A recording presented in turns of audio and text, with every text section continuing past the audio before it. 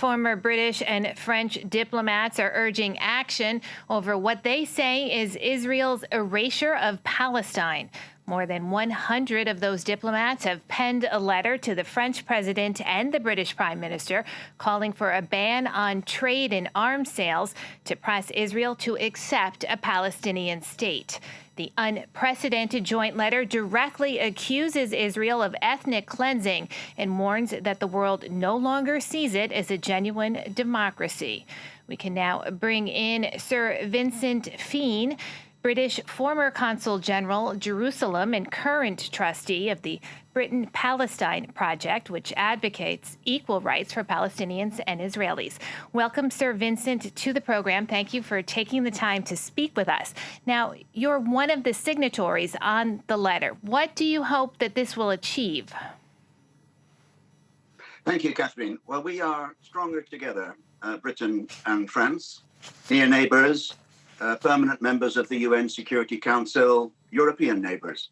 So what do we want to happen? The 102 former ambassadors from France and the UK who signed the letter want action, further action by our two governments, working together and with a kind of convening power with La Francophonie, the Commonwealth, other European states, to help persuade Israel to change course. The reason being that what the Netanyahu government has been doing for several years now is making Gaza unlivable. And as you said, there is ethnic cleansing in the West Bank. And they are not listening to their friends. The Israeli government is not listening to its friends. So the joint actions that we have in mind involve disrupting the settlement project, which is unlawful, illegal. Indeed, the entire occupation has been judged to be unlawful by the International Court of Justice. And there's one urgent thing, Catherine, which is that there is a project called E1, one of the many settlement projects, but is big and bad. And Israel launched tenders for this project just 2 days ago with the idea of splitting East Jerusalem off from the rest of the West Bank, and also West Bank being split north-south. So what we would like to see happen is that any bidder for those tenders, be they Israeli or foreign, should be penalized and not be able to work in our countries.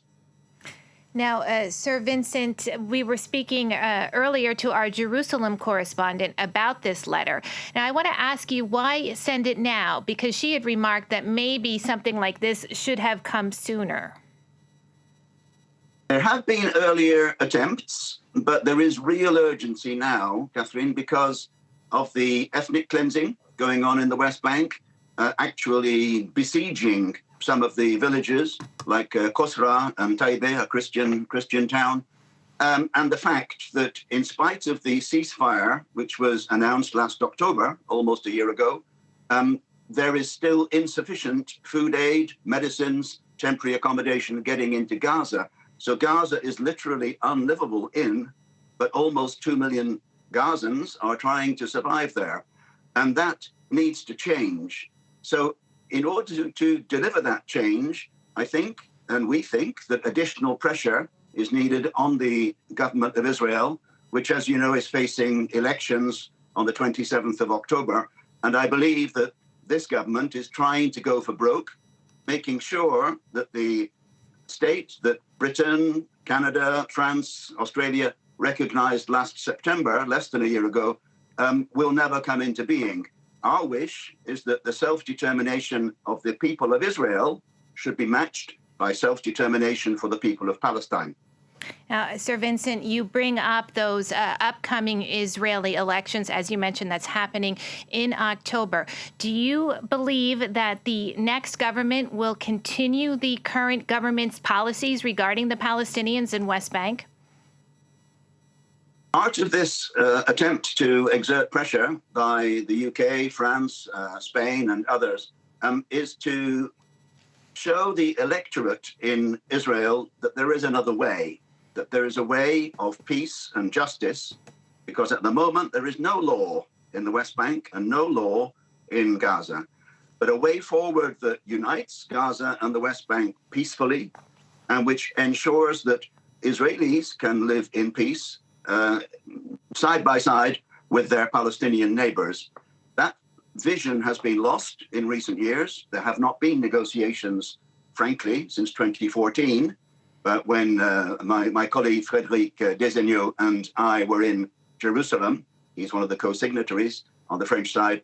But in order to persuade the electorate that there is a better way, there also have to be consequences for the lawless behavior of this Israeli government, which is supporting ethnic cleansing and is withholding aid into Gaza. And the ceasefire that we saw last October is very much one way. They continue to fire into Gaza in a one-way fashion. So what we want to see is that the Israeli electorate in October are shown that there is a better way, a way of obeying the law, and a way that enables those two peoples to live side by side, which is the wish of the international community, has been for decades. But the current Israeli government is determined to bury the two-state outcome, which is the policy of the wider world. Now, Sir Vincent, I want to bring up the BDS movement, because that's one thing that's been trying to apply pressure on the Israeli government, that boycott, divest, sanctions. Has it had enough of an impact, do you think? There are two sides to this, Catherine.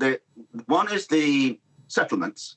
Now, the settlements are not subject to BDS, to boycott, divestment, sanctions, because they're already unlawful.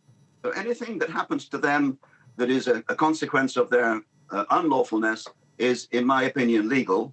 And it seems to me to be impossible to argue that one should trade with settlements when the International Court of Justice has said that the entire occupation is unlawful and nothing should be done to prolong it. Now, trade with settlement clearly does prolong it. And there are two aspects to the settlement issue. One is services, which are very important, financial services, particularly for Paris and London, two of the major European financial services centers. So what we want to see is action to ban trade with settlements, but also goods, but also the services.